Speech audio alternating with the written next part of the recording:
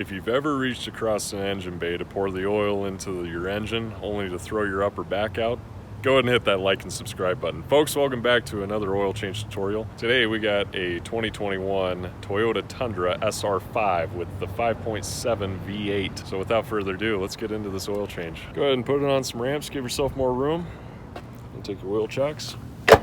Slap that bad boy in there. First things first, you want to come right inside. You got your hood release right here. You're going to pull up on the lever right there. And then this is self-assisted, so no hood prop is needed. So you got your oil fill cap right there. Takes those OW20. Go ahead and pop this off, and then we'll let that breathe while we drain the oil.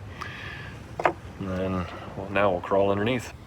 All right, so this is the front of your truck. That's the driver's side. Looking up underneath this skid plate, there's your oil filter. So we're gonna take this off in order to get to that, and I'll show you how to get that off. Your drain plug for your oil pan is right back here. We're gonna get this first, and then we'll start taking this off while that's draining. Drain plug size, you got a 14 millimeter or a 9/16. 14 millimeter fits way a lot better, so as much as I want to use the freedom units, we're gonna have to go with it. So those are your choices. So after you get the oil drain plug broken free, you're gonna put some pressure against it while you're twisting it off. That way the oil doesn't have a chance to start spraying out. Now you just release, and it's gonna go into the pan. Voila. The oil is still draining everywhere except for in the pan. All right, folks, to get this metal skid plate off, you're gonna have 5 12 millimeter bolts. So you got 3 on the rear, you got 1 here, 1 in the center, and 1 back up here. You got 2 in the front, 1 in this hole, 1 in this hole. You got 3 10 millimeters that connect this front windbreak balance on. So you gotta take those off, and then this whole plate will come off. Just be ready to keep one of those in so that it kind of supports it from falling on your face. So by the time you're done taking that all down for the skid plate, your oil should be done draining. So we're just gonna get a rag and wipe that off real quick and start threading in the drain plug.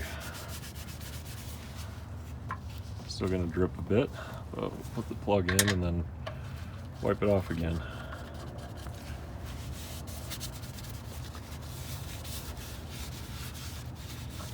There we go. So now take your 14 millimeter again, put it to tighten. And we don't need to over tighten this, we just need to get it snug.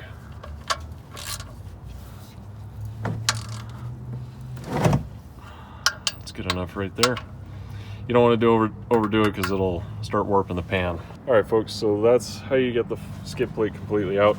It has these little hooks that allow it to swing down and up, but it has these hooks that go in on the side. So you kind of have to shift it up to the right and down, and then slide it forward.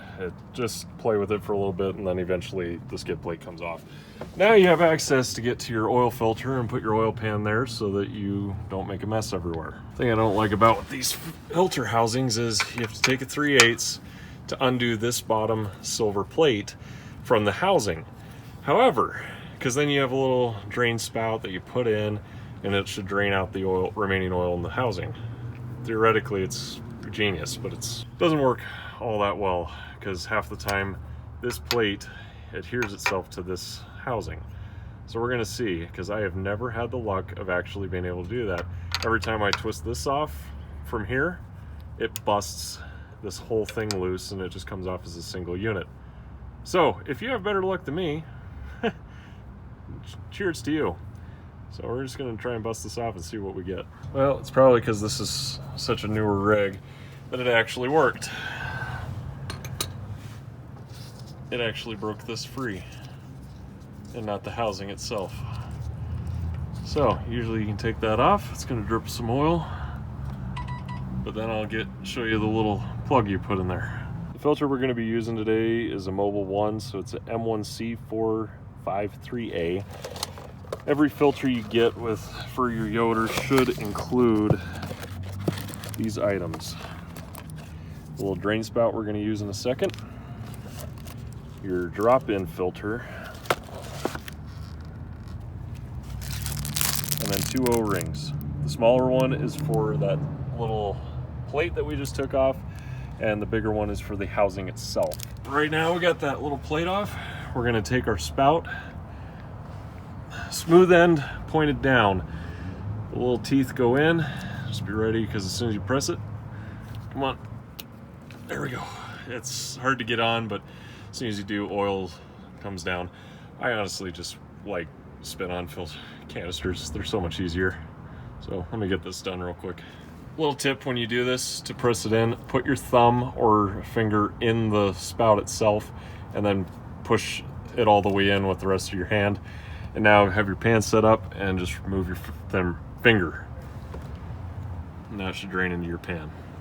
So once that's pretty much done, then we can remove that again and get the special wrench that you need. And most auto stores have it. One of the other tools you're going to need is this oil filter wrench. It is special for the oil filter housing that is on these vehicles. It's also for a Lexus and a Scion. I got this at AutoZone. It was like 11 bucks, so it's not too bad. I'm sure you can use just a normal wrench, but this just has those teeth in the side, so it kind of grips onto the housing a little easier. So if you're like me, use a 3/8. This takes a 1/2 inch, so make sure you have an adapter if that's what you got. Got a 3/8 to a 1/2 inch, so we're going to use that now. So after you get it broken free, you should be able to spin it. Once it's loose enough, you can do it by hand. Just have your pan lined up. And now the oil's gonna... See, this is the point I don't get. It's still just a mess coming out. It doesn't drain enough. What is the purpose of that? So it's up to you if you want to use that little drain spout thing that they designed for this. I think it's worthless. Just take the housing off. Make it easy on yourself. All right, so that filter just slides on and off from that center attachment. The O-ring is right there. We're gonna walk this off by just pinching and then using your other hand, finger here, to walk it off. Once you get it off, we'll get the new one and lubricate it and put it in its place.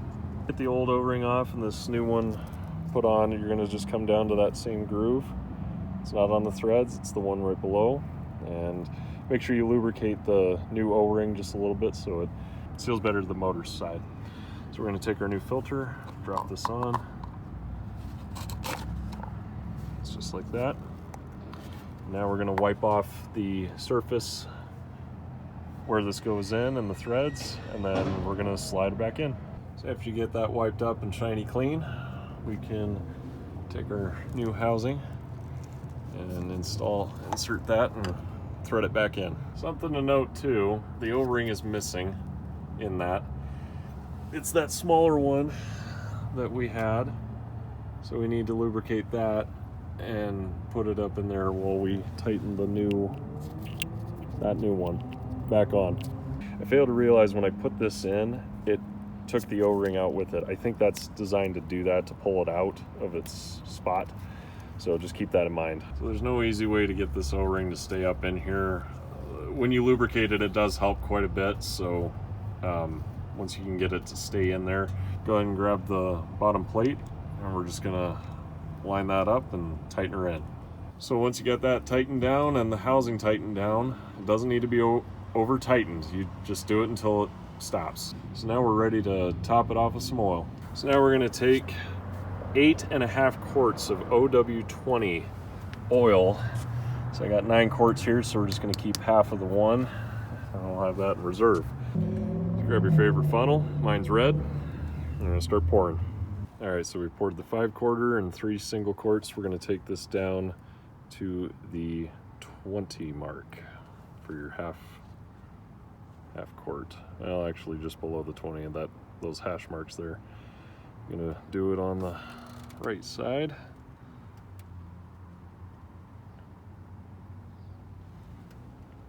check it just a little more.